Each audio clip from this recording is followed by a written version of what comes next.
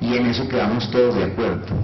Pero desafortunadamente se faltó a la palabra, y no vamos a irnos hacia atrás porque hoy estamos construyendo confianza.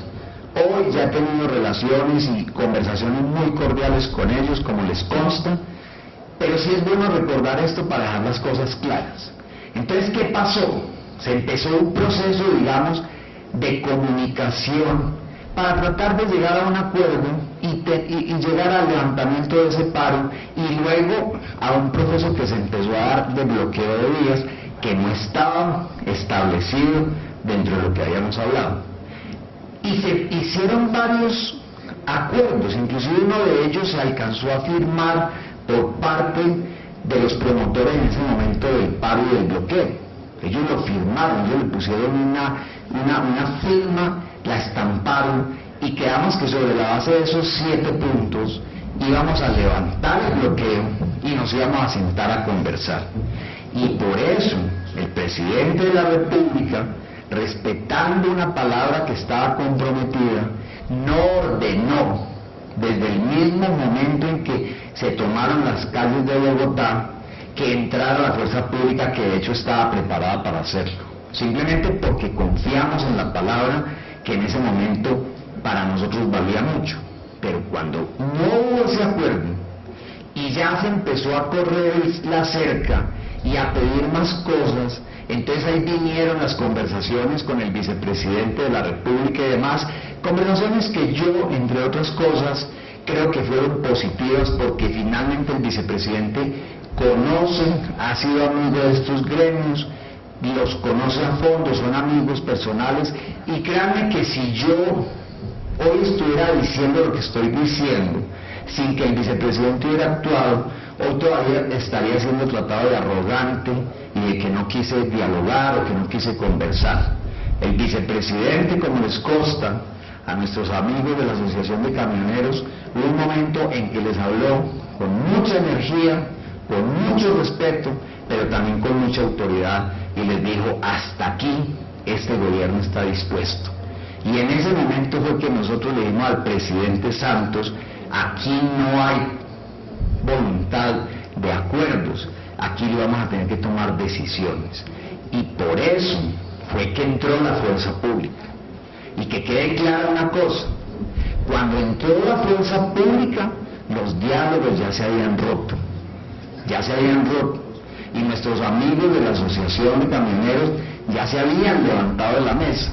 Lo que pasa es que en un momento dado, ellos también con mucho juicio dijeron: mire, déjenos un rato, nosotros vamos a tratar de recomponer las cosas. Pero nosotros ya le habíamos informado al señor presidente que esos diálogos se habían roto, y por eso el señor presidente ordenó al general Naranjo, y al general Palomino y al resto de las fuerzas para que entraran a ejercer el control y la autoridad que se requería.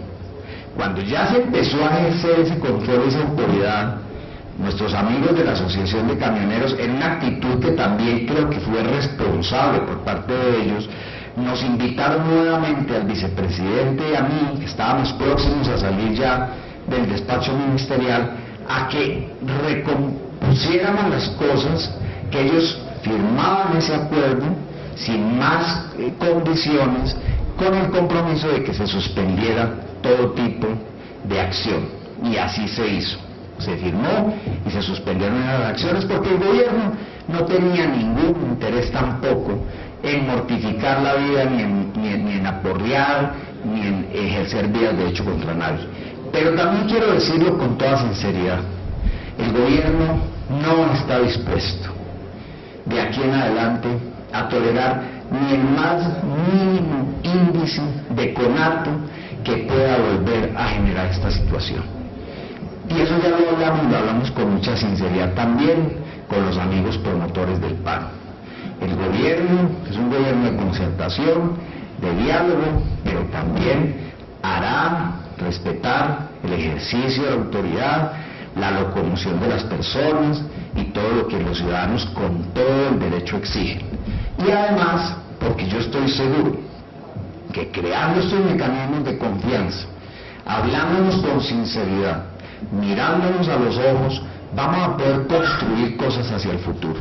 porque aquí no se trata de mortificar a nadie, pero están ya establecidas todas las medidas para que el día que a alguna persona se le ocurra volver en este país a bloquear una carretera, a bloquear una vía, todas las medidas están establecidas para ejercer las acciones que correspondan, de suspensión de licencias, de retención, de las sanciones, todo lo que permite la ley para que evitemos este tipo de situaciones. Yo estoy seguro que a eso no vamos a volver. No se trata ni mucho menos de que nos estemos amenazando los unos a los otros, no, se trata de que seamos civilizados y, como lo han dicho ustedes, honorables parlamentarios, todos sin excepción, trabajemos sobre las vías del diálogo, que es lo que requiere nuestro país. La tabla de fletes, en mi opinión, ha sido un generador de ineficiencia, pero no solamente un generador de ineficiencia en el sector transportador, también en el sector de los generadores de carga y también en el mismo gobierno. Cuando entremos en este régimen de libertad vigilada, también es bueno que la ciudadanía lo conozca.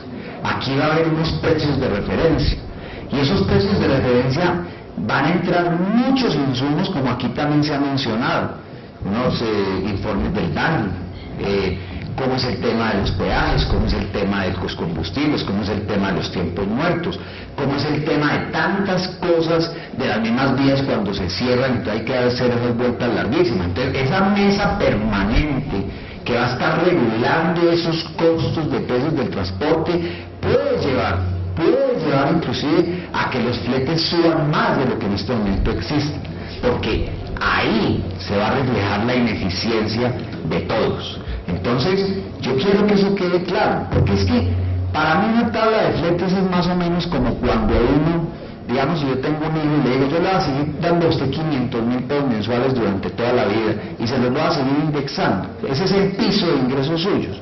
Pues de pronto mi hijo no se preocupa por estudiar, de pronto mi hijo no se preocupa por superarse, porque finalmente tiene un piso. Entonces, por ejemplo, aquí lo que necesitamos también todos con el apoyo del gobierno es mejorar el parque automotor. Yo ya estoy haciendo contactos con Findeter y con Bancoldex, y eso ya lo hablamos con nuestros amigos de la Asociación de Camioneros, para que aquellos que tienen camiones, que están operando, sin decirnos mentiras, como ya lo dijeron ustedes aquí, que están tratando de sacar camiones que tienen el musgo encima y que están guardados hace 20 o 30 meses para entregar unas chatarras que ya ni siquiera funcionan, sino que vamos a mirar cómo revisamos los que verdaderamente están operando, están funcionando hoy, y ahí de esa manera podemos salir a decir, vamos a hacer unos créditos en unas condiciones favorables para que esos vehículos que sí están funcionando se chatarricen y entremos a buscar que nuevos vehículos empiecen a modernizar este tema del transporte en Colombia. Ya le he pedido a mis amigos de los diferentes ministerios, y ayer tuvimos una reunión, que todos van a tener que participar acá. Por ejemplo, el Ministerio de Hacienda, la DIAN, la Unidad de Investigación y Análisis Financiero, van a iniciar un trabajo muy a fondo sobre el control del lavado de activos en el tema del transporte que ustedes han venido denunciando tanto. Entonces ahí necesitamos, ya sea públicamente o en privado, toda la información que ustedes quieran aportar para empezar a mirar esos temas. Si el gobierno fue capaz de controlar el tema de la minería ilegal y de retener un montón de retroexcavadoras que estaban haciendo daños por todas partes, el gobierno no le temblará la mano tampoco para controlar este tema que ustedes recurrentemente han venido denunciando. Pero necesitamos información, porque de esa forma llegamos más rápidamente. El Ministerio del Interior ya está trabajando con todas las alcaldías del país para que existan las medidas para conjurar cualquier tipo de paro. Y no podrá volver a haber un alcalde en Colombia que diga que este fue un problema entre el gobierno nacional y los transportadores. No, Colombia es una unidad y ahí tenemos todos que asumir una responsabilidad. Y el Ministerio va a tener las medidas necesarias para que los alcaldes en su momento puedan actuar cuando se requieran en este tipo de situaciones, llámese paro de transportadores o cualquier otro tipo de paro. El Ministerio de Defensa, la Policía y el Ejército, y aprovecho aquí para agradecerle al general Palomino, que le ha tocado ejercer la autoridad, ni más faltaba que no la ejerciera, pero que he visto que también ha mantenido una relación respetuosa, amable si se quiere, en medio del conflicto, sobre todo con los promotores y los directivos del paro. Nunca rompieron sus conversaciones personales, nunca se trataron mal, y yo tengo que reconocer que tampoco nunca, jamás he recibido un trato, digamos, desafiante o irrespetuoso por parte de las personas que estuvieron promoviendo ese paro. Pero lo que tenemos que definitivamente entender en este país es que las situaciones no las tenemos que arreglar a través de paros, sino a través de conversaciones. La Cancillería. Ustedes vieran a la canciller María Ángela Holguín diciéndome: yo estoy completamente de acuerdo con la solicitud que ellos hacen del tema de los acuerdos binacionales. Y a eso le vamos a trabajar. Es más, el jueves ya la canciller tiene una reunión con su homólogo del Ecuador para empezar a trabajar en estos temas. Y vamos a trabajar y vamos a buscar, y ustedes van a estar invitados para que trabajemos en ese tema.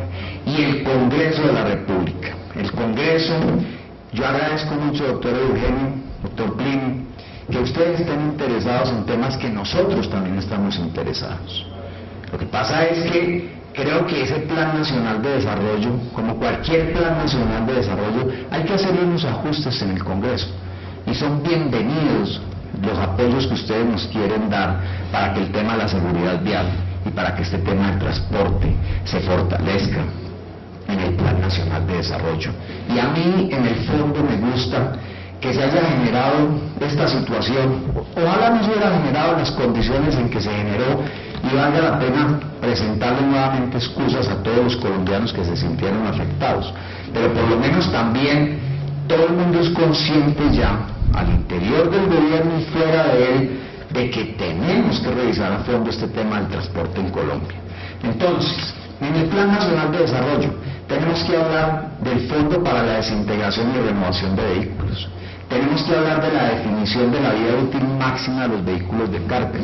Tenemos que hablar de los operadores logísticos, 24 horas, 7 días a la semana. Eso es importantísimo. Y nosotros queremos hacerlo desde el Ministerio de Infraestructura y Transporte. Tenemos que hablar del cobro de la cuota de vigilancia para fortalecer la Superintendencia de Puerto y Transporte. Es cierto que eso es una superintendencia que no ha trabajado con la eficiencia que requiere, pero hay que fortalecerla, no es acabarla, sino fortalecerla. Tenemos hoy unas personas muy buenas al frente de la superintendencia, gente con ganas de hacer cosas. De hecho, estamos contratando temporalmente 40 profesionales para desplazarlos por todo el país para hacer control a los generadores y a los transportadores. Y se van a empezar a ver acciones de la superintendencia, eso no les quede la más mínima duda, pero esto tiene que ser permanente. Tenemos que mirar el tema de cómo se gradúan las sanciones por sobrepeso, para no abusar del transportador, pero tampoco permitir que eso siga existiendo. Y tenemos que mirar un tema muy importante, que es el Centro Inteligente de Control de Tránsito y Transporte, con el Fondo de Peajes y un Programa Nacional de Seguridad en Carreteras. O sea que estamos hablando en el mismo idioma, queremos seguir hablando en ese idioma con ustedes. Yo quisiera agregar otras cosas.